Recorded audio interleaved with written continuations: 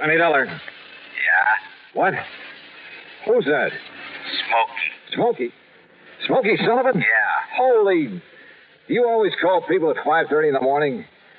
Oh, hiya, Smokey. How are things down in New York? I'm living out here in Frisco now. Oh? You know about the big fire out here? Now, Smokey, don't tell me you've been up to your old tricks. You know I wouldn't do nothing like that, Johnny, after the good way you've been treating me. Well, I hope not.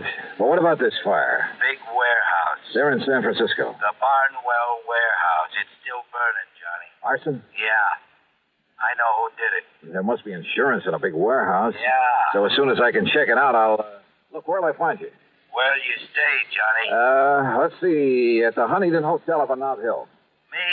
In a nice place like that? Oh, unless I know where to call you. It's okay, Johnny. I'll call you. And you're sure it's arson? I'm sure. Then I'll see you.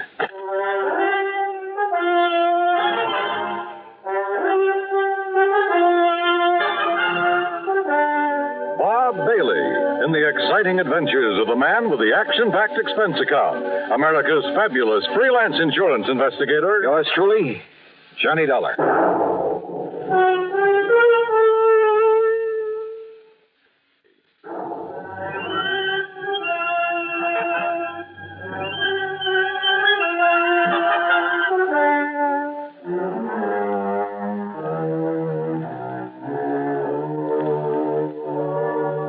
Expense account submitted by Special Investigator Johnny Dollar to the Greater Southwest Insurance Company, San Francisco office. Following is an account of expenses incurred during my investigation of the Frisco fire matter. First of all, I had to make sure my expenses to the West Coast wouldn't have to come out of my own pocket. So expense account item 1, 10 cents for a call that got Pat McCracken of Universal Adjustment Bureau out of his bed. I asked him to dig up some facts and figures for me in a hurry. Within 20 minutes, he called me back. Johnny Dollar. Well, Johnny, I've been on the phone to San Francisco ever since you called me. You were right. About the big fire. Yeah. How did you find out about it? Well, never mind that, Pat. Just keep talking. Well, it's a warehouse. It's owned and operated by Mr. Peter H. Barnwell. And he has an office at 1427 Camac Street. 1427 Camac. Got it. And the insurance? $340,000. Wow. Carried by Greater Southwest Insurance Company. Pat, if I hurry, I can just make plane connections. No, wait a minute, Thanks, Johnny. Pat. Thanks a lot. Item 2, 20188 plane fare, Hartford to New York to San Francisco. And believe me, those jet flights on American get you there in a hurry. I left New York at 8 a.m. and pulled into San Francisco before noon. Pacific time, of course. Item 3, a dime for a newspaper at the airport. Apparently, the fire had burned itself out. Item 4, $6.75, taxi to Peter H. Barnwell's office on Camac Street. The reception room was jammed. No, there's no point in sending anybody over here because he won't see them. Now. Listen, chick, I'll get you tickets for any show in town if you... No! I tell you, he won't see any of you. Not even me? No. Now, why don't you reporters just go back to your papers and wait until Mr. Barnwell's ready to talk to you? My card, miss. It's no use, mister. Will you read it, please? But he doesn't want to see any reporters, right? Oh. Yeah. Just a minute, Mr. Dollar. Now, how do you rate that, buddy? What paper are you from? The Bingville Bugle. Yeah, that's out near Bum Spung, Oklahoma. Oh, now, look, wise guy. Look. Mr. Dollar. Dollar? Will you come in, please, Mr. Dollar? Sure. Thanks. Now, wait a minute. You Johnny Dollar, the insurance... Right in here, sir. Thanks. Hey, wait a minute. Sit down, Mr. Dollar. Make yourself at home. Well, I must say you aren't at all upset about the loss of your warehouse. Should I be? Sit down. Sure. Mr. Dollar, that building's been a losing proposition for years. Because of its bad location, because of zoning restrictions, and the cost of tearing it down. I've done nothing but lose money on it. Oh. But I've been very careful to keep up the insurance. So, now that it's gone up in flames, I shall at long last collect on it. $340,000. That's right. And with whatever I can get from some other misguided investor for the land itself, I'll be sitting pretty. I see. Now, don't get any funny ideas, Mr. Investigator. The police have found nothing whatsoever to suggest arson. Nor will they. You sound pretty sure of that. I'm sure of it. Even if it were a job that you didn't have done. I'm sure of it. You know something, Mr. Barnwell? I'm not. So if you can be of any help in putting through my Did you hear what I said? I heard, Mr. Dollar. Doesn't worry me a bit.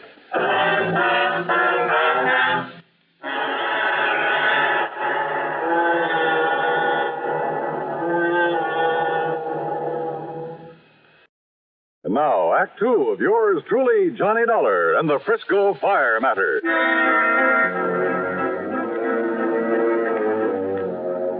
Expense account item 5, $2 for a taxi.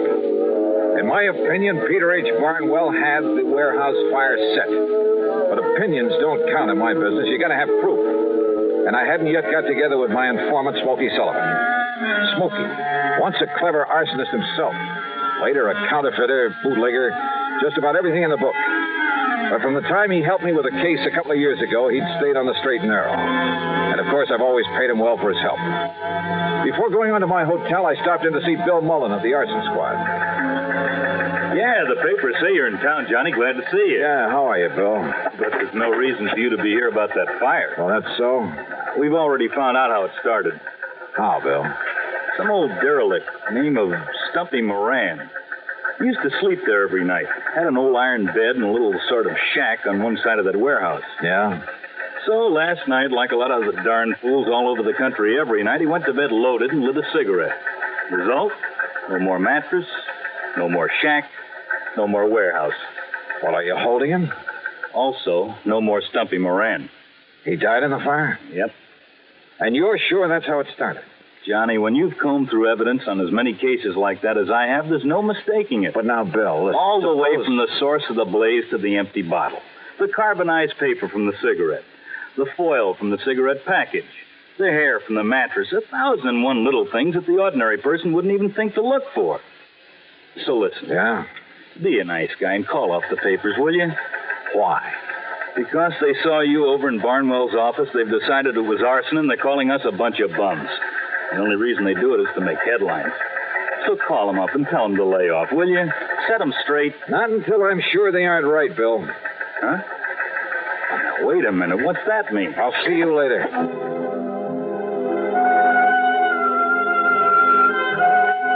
Item 6, another taxi to the Hotel Huntington up on Nob Hill. I went straight to my room and sat down to wait for Smokey Sullivan to call. I didn't have to wait long.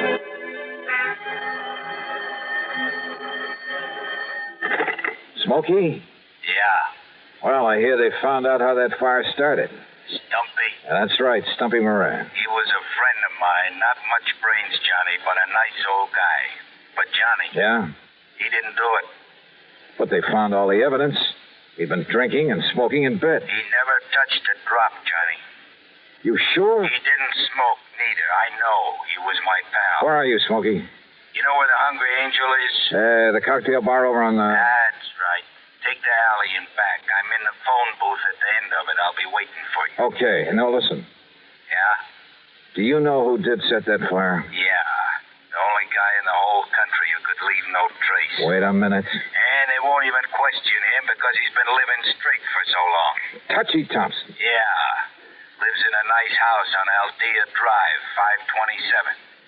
But he ain't there. How do you know? A note on his door says gone fishing.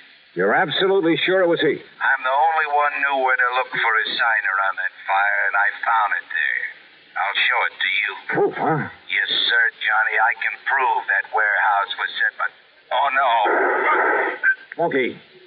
Smokey!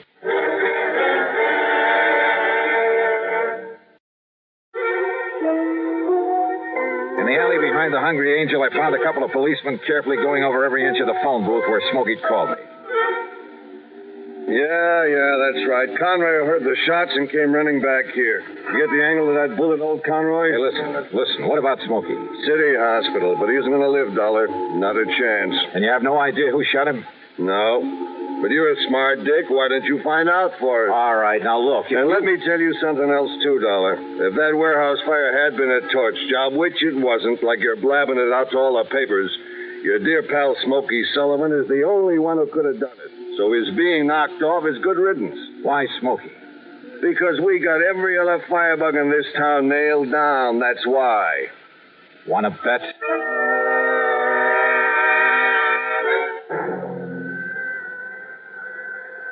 Mr. Dollar, I honestly don't understand it, considering the way one of those bullets nicked his heart.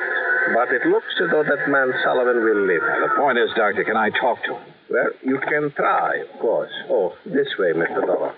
But he was not able to give anything to the police, who just left. And listen, Doctor, do everything you can for him, will you? I'll foot the bill. Oh, very well.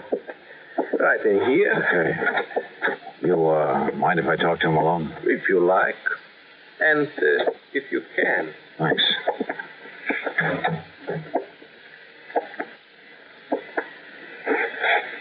Smokey. Smokey? Hi, Johnny. Oh, hi. Yeah, the doc says you're going to be okay.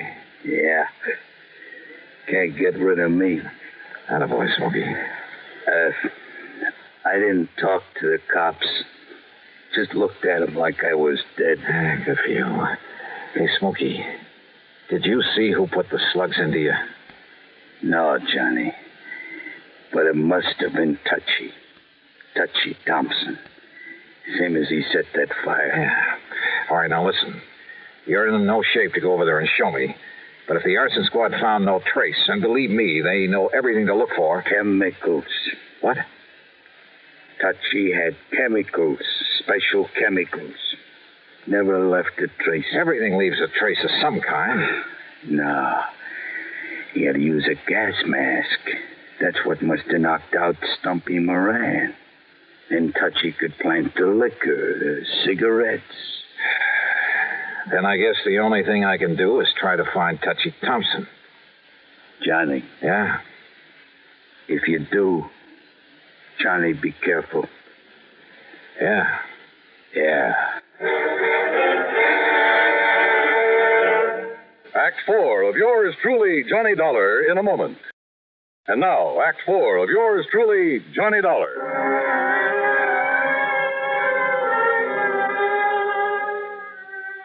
Expense account item 7520, more taxi fares.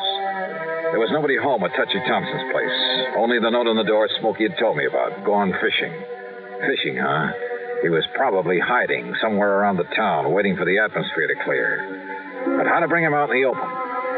Then I suddenly remembered an old friend of mine, Maury Webster, head man at station KCBS. Item 8, $1 even for a cab to the Sheraton Palace and the KCBS studios. Johnny, this is a pleasant surprise, although I had heard you're in town. How are you, Maury? Up to my neck. We're in the midst of a big celebration. You know, our 50th anniversary. Oh? Yes, sir. We were the first broadcasting station in the country, and we're kind of proud of it. Well, I should think you would be. Let me add my congratulations. Well, thank you, Johnny. Now, what brings you here? Maury, when is your next news broadcast? Well, let me see. Well, Don Mosley will hit the air in just about 7 minutes. That'll just give me time to knock out a news item for him to read on the air. Oh, what kind? Tell you while I'm scribbling it, if you don't mind. Well, yeah, go ahead. And Maury, I have a sneaking suspicion it'll flush out an arsonist. Oh? Yeah. And killer. As briefly as possible, I told Maury Webster my plan, the why of it. I handed him the news item I'd cooked up. He penciled in a couple of minor changes, then gave it to his top man on the news bureau, Don Mosley. A few minutes later, there in his office, we listened to it being broadcast over the powerful facilities of KCBS. International situation. On the local scene, well, it took insurance investigator Johnny Dollar to clear up the matter of the Barnwell warehouse fire. Here it comes. Yeah. Dollar has proved conclusively that it was set by an old hand at that business named Smokey Sullivan. His reason? To kill another man by the name of Moran, whose body was later found buried in the embers. Incidentally, Sullivan himself has just died as a result of bullet wounds, no doubt inflicted by some friend of Moran's, who sought to avenge his murder. Well, as for the holdup that occurred early this morning on the Embarcadero... Well, I hope it does the trick, Johnny. What are you going to do now? Maury, there's going to be a stakeout at the home of one John R. Thompson, formerly known as Touchy Thompson, out on Aldea Drive. Oh, then you're turning this whole thing over to the police. That stakeout will be me. But if Thompson did set that fire and kill Moran... I still have to prove it. Well, don't you think it's a little dangerous, Johnny? Could be. Well, in just a minute. Thanks, Maury. Thanks a lot. So I went out to Aldea Drive again, and I parked myself rather uncomfortably behind a hedge across the street from Thompson's place. Finally, it must have been around 10 p.m., an expensive car pulled up, and a man loaded with fishing gear went into the house. I waited a couple of minutes, and then I went over, knocked on the door, walked in, introduced myself, and laid a few cards right on the table. You're crazy, Dollar. Didn't even know about that fire until you told me just now. Why lie about it, Touchy? Look, I've been fishing. Yeah, for what? An alibi? Oh, give me that for trout. Look here. Here they are. Yeah, trout. Ever see a nicer mess of them? Pick 'em up at any market. Not me. All right, who was with you? I was alone. I was over there camping beside the lake all the time. My sleeping bag's still out in the car. What lake? Mono Lake. It's a little over 200 miles east of here. Yeah, I know it well. Well, that's why I caught him. I know it well enough to know that because of the high mineral content of that water, no trout could ever survive in it. What? Oh, look, wait a minute. It's no good, Touchy, and with the proof I have that only you could have set that fire with some of your fancy chemicals. What do you know about that? Nah, you got no proof. Look. Perhaps he has, Touchy. Well, I'm glad to see you two know each other. Very smart, weren't you, Touchy? What do you mean? I mean the way you fell for that phony news broadcast and came back here. Phony? And Dollar, thanks for setting the stage for me. Yeah? What does that mean?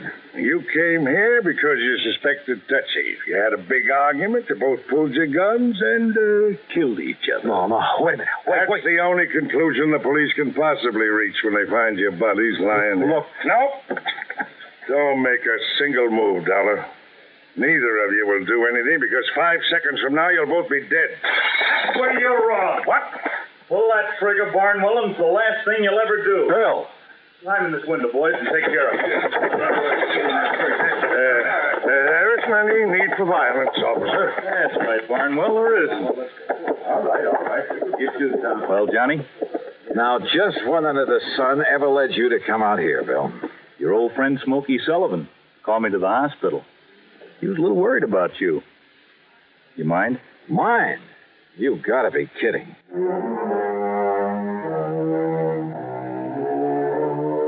Yeah, they were both in it up to their ears. Each, in trying to defend himself, just put the other in that much deeper.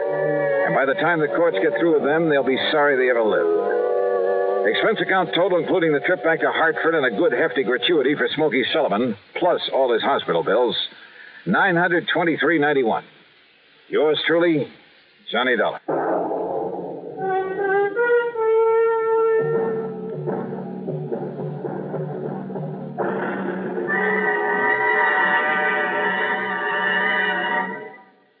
Our star will return in just a moment. Now, here's our star to tell you about next week's story. Next week, a quiet little ranch in Oklahoma. Quiet, that is, until the shooting starts. Join us, won't you? Yours truly, Johnny Dollar.